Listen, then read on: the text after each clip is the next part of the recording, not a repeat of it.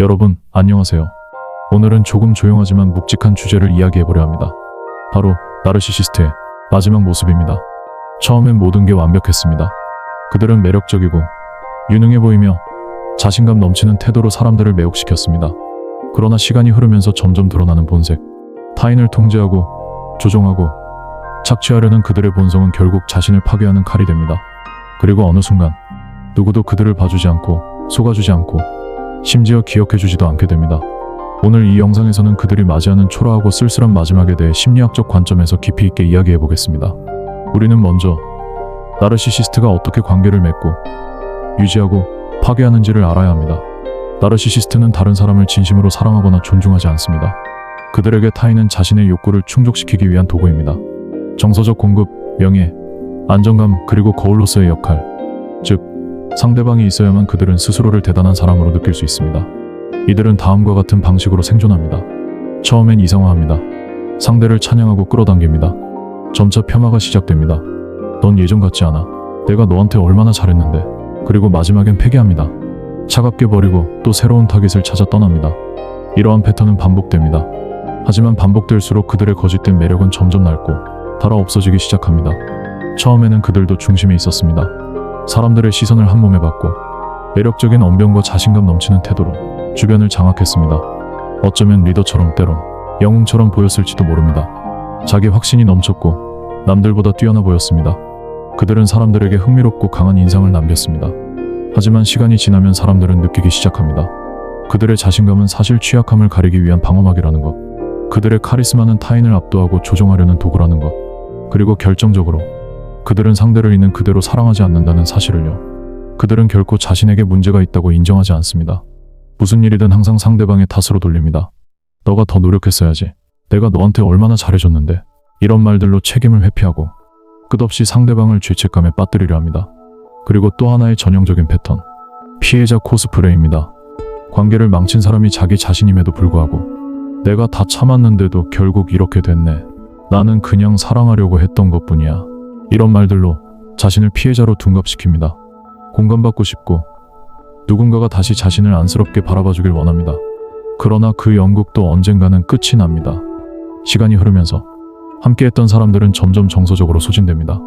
항상 조심해야 하고 언제 터질지 모르는 감정 폭탄 위에 올라탄 듯한 관계, 이해받지 못하고 끊임없이 자신을 정당화해야 하는 관계, 그건 결국 사람을 피폐하게 만듭니다. 사랑이라고 믿었던 감정조차 나중엔 심리적 감옥처럼 느껴지게 됩니다.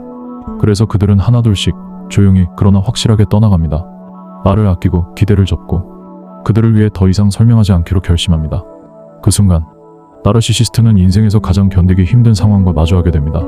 아무도 들어주지 않는 현실, 누구도 그들의 이야기에 귀 기울이지 않고 동조해주지도 반응해주지도 않는 그 고요한 순간, 그토록 갈망하던 주목이 끊기고 그토록 피하려 했던 무관심과 침묵의 무대를 맞이합니다. 그들은 혼자가 됩니다. 누구도 그들의 말에 반응하지 않고 과거의 영광을 들어줄 리도 없고 새로운 타깃도 더 이상 쉽게 넘어오지 않습니다. 모든 것이 흘러갔고 이제는 남은 무대조차 없습니다. 그리고 그 순간이야말로 그들의 진짜 마지막이 조용히 시작되는 때입니다. 겉으로는 여전히 잘 지내는 척할 수도 있지만 내면은 텅 비어갑니다. 자신을 증명할 대상이 사라졌고 감정을 투사할 존재도 사라졌으며 무대 위에 조명이 꺼졌기 때문입니다. 그들의 마지막은 그렇게 찾아옵니다. 요란하지 않지만 되돌릴 수 없을 만큼 조용하고 깊게 무너져갑니다. 나르시시스트의 마지막은 왜 그렇게도 초라하고 외로울까요? 정신분석학자 아도 켐버그는 이렇게 설명합니다. 나르시시스트는 자신이 만든 허상 속에 갇힌다. 그리고 그 허상이 깨질 때 견디지 못한다. 이 말의 핵심은 그들이 세상과 자신을 바라보는 방식 자체가 환상이라는 점입니다. 자신은 특별하며 누구보다 뛰어나고 사랑받을 자격이 있으며 무언가 더 큰 존재라는 믿음.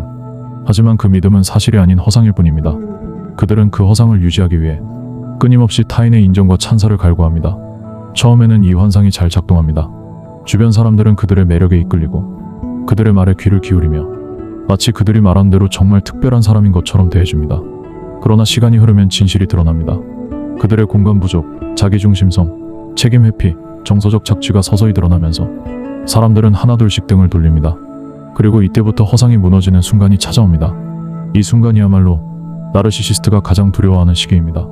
심리학자이자 하버드 의대 교수인 크레이그 멜켄은 말합니다. 나르시시스트는 관계를 통해서만 존재할 수 있는 사람들이다. 그래서 관계가 끝나면 자기 존재감도 함께 무너진다. 이는 아주 중요한 통찰입니다. 나르시시스트는 자신의 정체성과 자존감을 내면이 아닌 타인의 반응을 통해 유지합니다. 그들은 자기 안에 텅 빈 구멍을 외부의 박수와 인정으로 메우려 합니다. 쉽게 말해 그들은 마치 공중에 둥둥 떠 있는 풍선과 같습니다. 그 풍선은 자기애로 가득 차 보이지만 사실 공기를 넣어주는 건 주변 사람들입니다.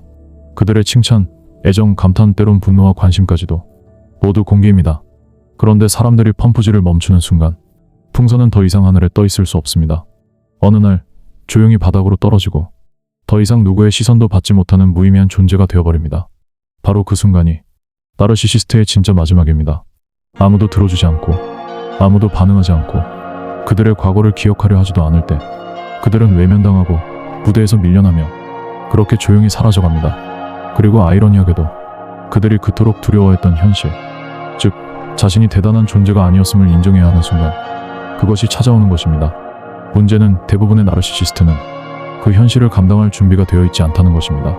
그들은 절대 내가 틀렸구나라고 인정하지 않습니다. 대신 세상을 원망하고 사람들을 탓하며 끝없이 새로운 타깃을 찾아 방황합니다. 그러나 예전처럼 자신을 인정해줄 사람은 거의 없습니다. 나르시시스트의 말과 행동은 이미 예측 가능하고 그들의 패턴은 이미 사람들에게 읽혔기 때문입니다. 이렇게 그들의 마지막은 화려하지 않습니다. 어떤 극적인 사건으로 무너지는 것이 아니라 관계의 끊김과 무관심 속에서 서서히 조용히 그러나 확실하게 무너지는 것입니다. 그리고 바로 이것이 그들의 마지막이 초라한 진짜 이유입니다. 나르시시스트가 초라한 마지막을 맞이하게 되었을 때 그들은 과연 어떤 반응을 보일까요?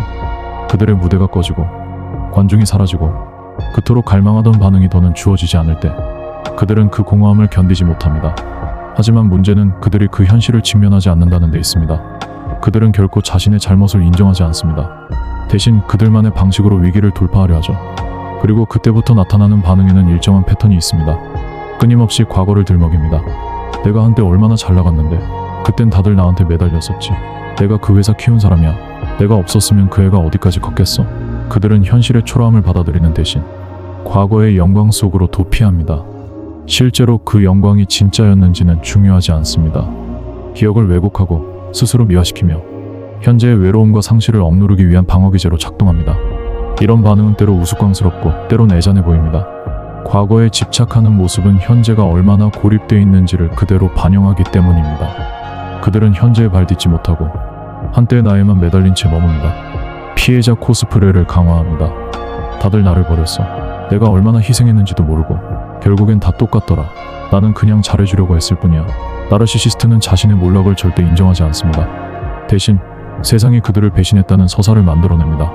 이로써 책임은 전부 타인에게 전가되고 자신은 불쌍하고 고립된 존재로 포장됩니다. 이 피해자 코스프레는 단순한 변명이 아닙니다. 진심으로 자신을 피해자라고 믿기도 합니다. 자기 기만이 그만큼 깊기 때문이죠. 이러한 태도는 주변 사람들에게 심한 피로감을 줍니다. 한두 번은 동정을 얻을 수 있을지 몰라도 지속되면 오히려 사람들을 더 멀어지게 만듭니다. 결국 그들 곁에 남는 사람은 아무도 없습니다.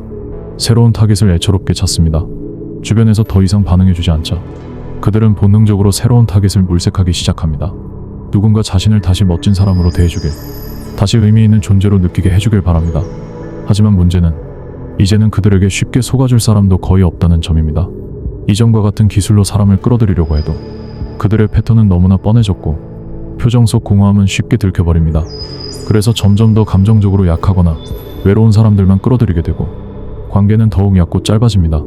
이러한 악순환 속에서 그들은 끊임없이 관계를 맺지만 어느 누구도 그들의 내면을 채워주지 못합니다. 결국 그들 자신도 알고 있습니다. 이건 예전 같지 않다는 걸. 마지막에는 스스로를 속입니다. 나는 괜찮아. 그냥 시대가 변한 거지. 요즘 사람들은 감정이 너무 없어서 그래.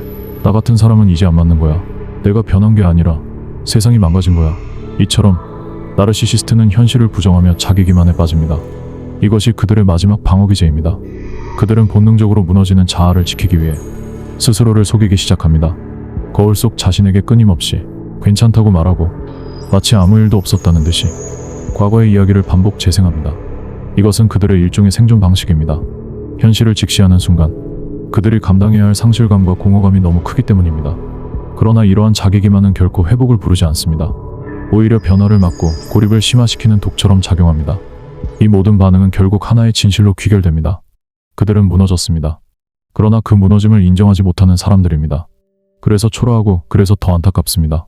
그들의 마지막은 패배가 아니라 부정으로 완성됩니다. 조용하고 고립되고 아무도 기억하지 않는 결말. 그것이 바로 나르시시스트가 끝끝내 피하려 했던 마지막입니다. 이 이야기에서 가장 중요한 메시지는 이것입니다. 나르시시스트의 초라한 마지막은 당신이 떠났을 때 비로소 시작된다는 것. 그들은 스스로 무너지지 않습니다. 오히려 그들은 겉으로 여전히 멀쩡해 보입니다. SNS에서는 잘 지내는 척, 당당한 척, 아무 일 없다는 듯이 행동할 수도 있죠. 하지만 실상은 다릅니다. 그들의 세계는 당신이 떠날 때부터 서서히 무너져가기 시작합니다. 당신이 더는 그들의 말장난에 속지 않고 그들의 기분을 맞춰주지 않으며 그들의 불안과 분노를 받아주는 감정 쓰레기통이 되기를 멈추는 순간 그들은 당황합니다. 왜냐하면 그들에게 당신은 단순한 사람이 아니라 그들의 자아를 유지해주는 연료였기 때문입니다. 당신의 관심, 동정, 분노, 이해, 애정, 그 모든 감정이 그들에게는 존재의 증거였습니다. 하지만 당신이 더는 반응하지 않자 그들은 정체성의 균열을 경험합니다.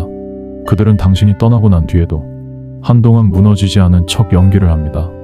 그래, 잘 가라. 너 없이도 괜찮아. 원래 그 사람은 예민했어. 그렇게 주변 사람들에게 떠넘기고 자신이 피해자인 척 이야기합니다. 하지만 그런 얕은 방어는 오래가지 않습니다. 이전처럼 그들을 이해해주는 사람도 없고 새로운 타깃도 점점 줄어듭니다. 그리고 결국 아무도 반응해주지 않는 그 조용한 현실 앞에서 그들은 비로소 초라하게 무너집니다. 여기서 꼭 기억해야 할 사실이 하나 있습니다. 그들이 고통받는 이유는 당신이 변했기 때문입니다. 그들이 미워서 떠난 것도 아니고 당신이 부족해서 관계가 망가진 것도 아닙니다. 단지 당신이 더 이상 조종되지 않기로 결심했기 때문입니다. 그들은 예전에 당신을 사랑한 것이 아닙니다. 그들이 원하는 방식대로 반응해주는 조작 가능한 당신을 원했던 것뿐입니다. 그러니 떠나는 건 이기적인 게 아닙니다. 자책할 필요도 미안해할 이유도 없습니다. 오히려 그 모든 것에서 벗어나 자신의 감정과 삶을 지키기 위해 떠났다는 건 당신이 강해졌다는 증거입니다. 관계를 끝낸 게 아니라 스스로를 지키는 선택을 한 것입니다. 이제는 당신이 중심이 되어야 할 시간입니다. 그들 곁에 있느라 너무 오래 잊고 있었던 당신 자신의 감정, 욕구, 삶을 되찾아야 할 시간입니다. 그리고 그 시작은 바로 그들을 떠났다는 사실을 후회하지 않는 것입니다. 나르시시스트의 마지막은 조용히 찾아옵니다. 화려한 무대 뒤 커튼이 내려간 후에도 자신의 이름을 부르는 이가 아무도 없다는 것을 그들은 아주 늦게 깨닫습니다. 하지만 그들은 절대 내가 문제였구나라고 인정하지 않습니다. 그 대신 세상을 원망하고 과거를 탓하며 끝없이 같은 악순환을 반복합니다. 그들과 함께 무너지지 마세요. 그들의 초라한 마지막을 안타까워할 필요도 없습니다. 왜냐하면 그것은 그들이 만든 결과이기 때문입니다. 이제는 당신의 인생을 시작할 차례입니다.